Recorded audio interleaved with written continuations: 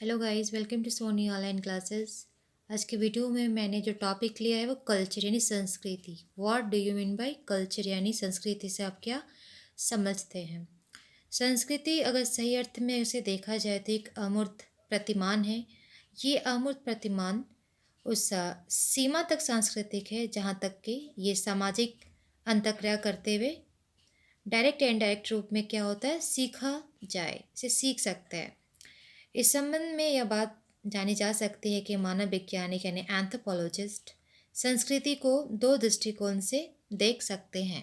यानी कल्चर को वो टू पार्ट्स में डिवाइड करके उसका स्टडी करते हैं। एंथ्रोपोलॉजिस्ट की बात कर रही हूँ। कल्चर यानी संस्कृति टू पार्ट में इसे डिवाइड किया गया है, भौतिक संस्कृति एंड अभौतिक संस्कृति। भौतिक संस्कृति क्या है, इस पर डिस्कस करते हैं। तो इसके अंतर्गत वे वस्तुएं आती हैं जो मनुष्य ने आकृति दी है। जैसे हम अ, जिस टाइप्स का हम खाना पीना खाते हैं, जैसे भोजन, क्लोथ्स, वस्त्र, घर, टूल्स, ज्वेलरी। तो ये हमारे थ्रू जो भी बनाए हुए रहते हैं, यानी कि जो मेड बाय मैन है, तो वो सारे एग्जाम्पल्स हो गए भौतिक संस्कृति में। एंड दूसरा है अभौतिक संस्कृति। तो अभौतिक संस्कृति क्या है? तो अभौतिक संस्कृति इसके अंतर्गत वैसे संस्कृति आती है जिसे हम परंपरा के द्वारा उसे एडप्ट करते हैं, जिसका कोई आकार नहीं होता है। एग्जाम्पल के तौर पे हम ले लें रीति रिवाज। रीति रिवाज हम बनाते नहीं, सदियों से हमारे कुल में, जो हमारे परिवार में, समाज में चलते आ रही, उसे हम एडप्ट करते हैं। धार्मिक विश्वास, मानव मूल्य, प्रथा जो है वो इत्यादि तक के प्राप्त ज्ञान के आधार पर ही कहा जा सकता है कि विकसित मानवीय पशुओं में किसी प्रकार की संस्कृति नहीं पाई जाती, क्योंकि मनुष्य ने ही संस्कृति का निर्माण किया है, वही संस्कृति का निर्माता है और संस्कृति प्राप्ति के आधार पर ही मानव बन सका है। तो ये एग्जाम्पल हो गया अभौतिक संस्कृति का। बहुत सारे एंथ्रोपोलॉजिस्ट हैं जिन्होंने कल्चर के ऊपर यानी संस्कृति के ऊपर अपना अपना कंसेप्ट दिया है, अपना व्यू दिया है। तो ब्रिटिश इवोल्यूशन एंथ्रोपोलॉजिस्ट की बात करें तो इसमें एग्जांपल्स आ जाएगा एवी टायलर, हॉवेल, हस्कोविट्स, मार्गरेट मीड। तो ये सब एग्जांपल्स हैं जो कि ब्रिटिश एंथ्रोपोलॉजिस्ट हैं जिन्होंने अपने अपने अकॉर्डिंग, अपने पॉइंट ऑफ व्यू के अकॉर्डिंग उन्होंने कल्चर यानी संस्कृति को डिफाइन किया है। तो ईवी टेलर सबसे पहले जो कल्चर यानी संस्कृति है उसे सबसे पहले डिफाइन करने वाले जो थे वो ईवी टेलर। 1871 में इनकी एक बुक पब्लिश हुई थी जिसका नाम है प्रिमिटिव कल्चर। इसी प्रिमिटिव कल्चर नामक बुक में ही उन्होंने डिफाइन किया था कल्चर को, यानी संस्कृति को, कि संस्कृति क्या है। तो संस्कृति को सबसे पहले डिफाइन यानी कैटेगराइज करने वाले, डिफिनेशन देने वाले जो थे ईवी टेलर, इन्होंने संस्कृति को परिभाषित करने का प्रयास किया है अपने इस बुक प्रिमिटिव कल्चर में, जो उनकी 1871 में बुक पब्लिश हुई थी।